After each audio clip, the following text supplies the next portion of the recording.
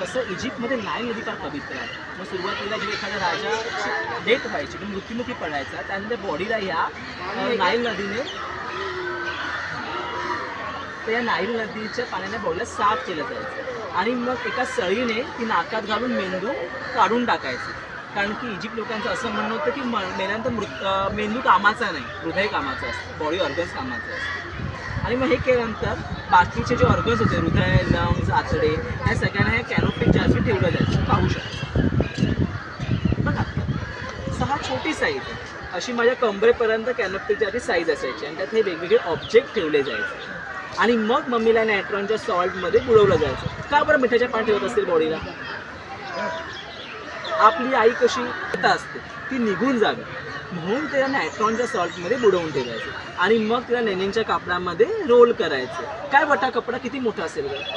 तुझ्या आईच्या साडी एवढा असेल आजीच्या?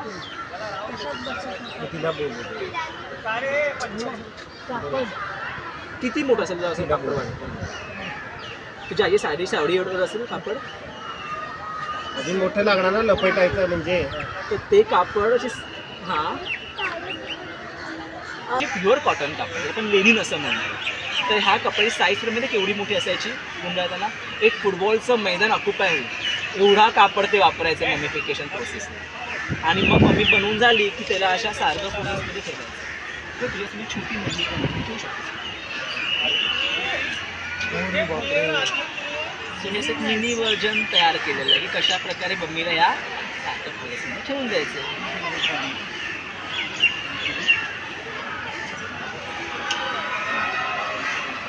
हे सोन्याचं असायचं ना हे हा जसं राजा जशी त्याची ऐपत तसं ते बनायचं. बरोबर.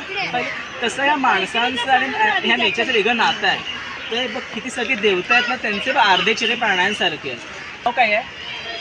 अगदी बरोबर. तर त्यांच्या ह्या नॉलेजच्या देवतेचं नाव आहे, ज्ञानाची देवता आहे. तिचं नाव आहे थॉट.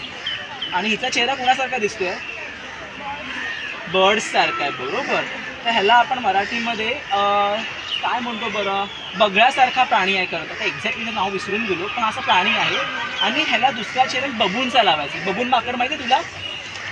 पाहिलंच कधी? गुगलवर सर्च केलं दिसेल. तर बबून आणि हे प्राणी प्रचंड हुशार प्राणी असतात. म्हणून इजिप्त लोकांनी ठरवलं कदाचित हे प्राणी हुशार असल्यामुळे ते ज्ञानाचे देवता, मग त्याला ज्ञानाचा देवता म्हणून त्यांनी असं त्याला डिझाईन केलं. आणि ह्याचं नाव आहे अनुबस. हे मम्मीफिकेशन प्रोसेस जेव्हा होतं ना तेव्हा ही अनुबस व्यक्ती जी असायची ना ती अनुबसचा मास्क पहनायची म्हणजे मुखोटा घालायची.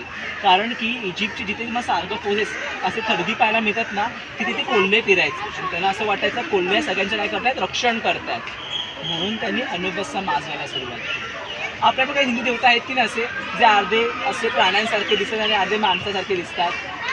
अगदीच तसंच आता इजिप्तने सुद्धा पाहायला मिळेल. हे डुक्कर बिक्कर कसं कुठे कुठे दिसते? सो हा कुठला प्राणी ओळखून दाखवा? हिप्पोपोटॅमस. आणि याच्यावरती कुठली फुलं आहेत हिप्पोपोटॅमसवरती?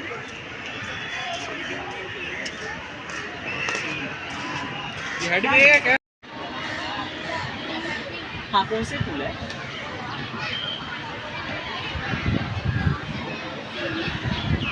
नाही. थोडा अजून विचारतो. लोटस. कमळ आहे राईट. लोटस आहे. आज पंखुड़ी अभी. So lotus. So Egyptian civilization लगभग आज से कितने हज़ार साल पुरानी है? 5000 साल पुरानी, right. 5000 years ago. If they are 5000 years ago ये ऐसे बना रहे होंगे हिप्पोपोटॅमस, मतलब 5000 पहले हिप्पोपोटॅमस हुआ करता था तेव्हा तो होता. त्याच्यामुळे आपल्याला कळतं की त्या संस्कृतीत कुठले कुठले प्राणी अवेलेबल असतील. कोणते प्राणी साईज बनवलेलं मोठे साईजमध्ये. सो कोणी छोट्या साईजमध्ये कधी मोठ्या साईजमध्ये खेळण्यासाठी बनवले प्राणी बिणी सगळे तसे. बरोबर आहे. बरोबर. अगदी बरोबर. आता ही राणी आहे. This is a queen. His name is Nefertiti. Okay. Nefertiti queen. What is the difference? काय डिफरन्स आहे दोन्ही? काय फरक आहे दोघांमध्ये? म्हणजे हिच्यामध्ये काय फरक दिसतो? कोणाच्या फेसमध्ये असं काय फरक? आई. सो हिस्टोरियंस कॉल्ड ॲज की शायद युद्ध में उसने एक हाथ गवाई होगी, हरवली असेल ते नष्ट झाली असेल, किंवा जिसने बस बनाया होगा उसने वो एक हाथ मिस किया होगा बनाने के लिए. इसमें से अलग अलग एज्यूमिंग है. बट देखा जाए इसके जो आपको दिख रहा है ज्वेलरीज, इसमें ब्लू कलर का स्टोन दिख रहा है, तो माइनक्राफ्ट गेम खेलते हैं यहाँ पे। तो ब्लू कलर का नेम क्या कहते हैं, उस पत्थर को हम क्या कहते हैं?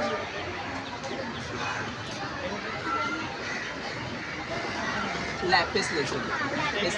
तो लैपिस लेजुली हमें इंडिया में अफगानिस्तान के यहाँ पे मिलता है, राइट। तो शायद उनका डायरेक्टली इनडायरेक्टली हड़प्पा के लोगों के साथ क्या चल रहा होगा, ट्रेड चल रहा होगा। तो मिस की इन्फॉर्मेशन हमें मिलती है किस तरह से उनको ट्रेड चल रहा होगा उनका।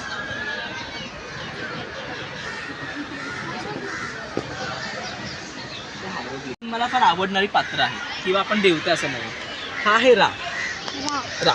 हा सूर्य देवता आहे, आणि हा आहे होरस। तर जे सगळे राजे होते ना इजिप्तमधले, ते स्वतःला होरस असं म्हणायचे, ठीक आहे, होरस असं म्हणायचे। हे दोघांमध्ये काय फरक आहे आणि दोघांमध्ये काय असं सिमिलर आहे, काय वेगळं आहे, सांग बरं मला।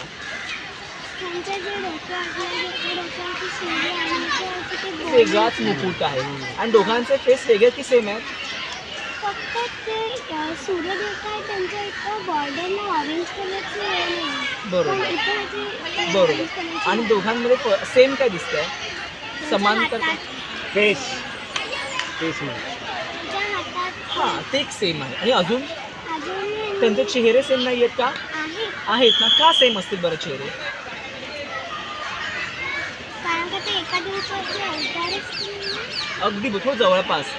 तर गंमत आहे त्याची, तर काय आहे, हा सूर्यदेवता आहे बरोबर, आणि हा इजिप्शियन राजा आहे बरोबर। तर रामाचं पूर्ण नाव तुला माहिती आहे? रामचं पूर्ण नाव काय रामाचं? राम दशरथ सूर्यवंशी। सो राम स्वतःला ते दशरथ सूर्याचे रिप्रेझेंट मानायचे बरोबर। मग हे सगळे जे इजिप्शियन राजे आहेत ना होरस, हे स्वतःला सनचे, हे सूर्याचे काय मानायचे, रिप्रेझेंट मानायचे। मग दोघांचे चेहरे सारखेच आहे। पण पुन्हा इजिप्शियन राजा हे याच्या मुकुटावरनं कळतात, कारण की इजिप्तचे दोन भाग पडतात, उत्तर इजिप्त आणि दक्षिण Egypt, north and south, south, north and south. So north and साऊथला कंबाईन केलं बरोबर, एकत्र केलं, तर ते कोण राजा असेल ना, तो हे राजा असेल। सो ते कळण्यासाठी आणि दोघंही राजा देवतांना प्रतिनिधित्व करतात बरोबर, ते त्याला असोशिएट करत, म्हणून त्यांचे दोघांचे फेस सांगतात। आणि हा फाल्कनचा फेस आहे। फाल्कनच का? म्हणजे फाल्कन फार उंचावरनं उडतो आणि तो अगदी परफेक्ट शिकार करतो, कळलं? म्हणून तो फाल्कन आकाशाचा देवता आहे, आकाशात उडतो, म्हणून त्याने फाल्कनचा चेहरा आहे। कळलं की कसं माणसाला निसर्गाचं कनेक्ट केलंय ते? हे प्रत्येक थँक्यू तर म्हणतो ना। धन्यवाद, बाय। नाही, चांगली गोष्ट असलीच पाहिजे। इथं हत्ती नाहीये ना? माहित नाही, मला हत्ती नेला